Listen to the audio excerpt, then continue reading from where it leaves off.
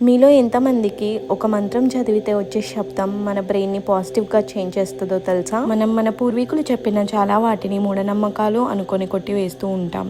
కానీ western countries వాళ్ళు వాటినే నిజమా కాదా అని ఎక్స్పెరిమెంట్స్ కండక్ట్ చేసి మరీ మనకు చెప్తూ ఉంటారు. గాయత్రి మంత్రం చాలా శక్తివంతమైంది అని అందరికీ తెలుసు. కానీ దానిని పఠించడం ఒక మూఢనమ్మకమే కాదు.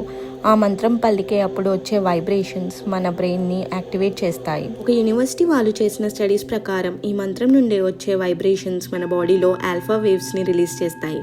దానివల్ల మనలో ఉండే ఒత్తిడి తగ్గి చాలా ప్రశాంతత కలుగుతుంది అని ప్రూవ్ అయింది. ఇంతేకాక మనం గాయత్రి మంత్రం ఉచ్చరించేటప్పుడు చాలా తక్కువ ఫ్రీక్వెన్సీ వేవ్స్ రిలీజ్ అవుతాయి. దానివల్ల మన నర్వస్ సిస్టమ్ కామ్ అవ్వడమే కాక కార్టిజాల్ లెవెల్స్ తగ్గుతాయి. అలాగే ఫోకస్ అండ్ కాన్సన్ట్రేషన్ ఇంక్రీజ్ అవుతుంది. మన పూర్వీకులు మనకు చాలా గొప్ప జ్ఞాన సంపదని ఇచ్చి వెళ్లారు. మనమే వీటిని కాపాడుకొని మన హెల్త్ అండ్ విజ్డమ్ని పెంచుకోవాలి.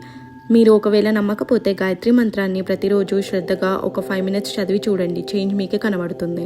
గాయత్రి మంత్రం అనే కాదు, మీకు నచ్చిన ఏ మంత్రమైనా సరే చదివి చూడండి. మాకు కామెంట్స్లో చెప్పండి.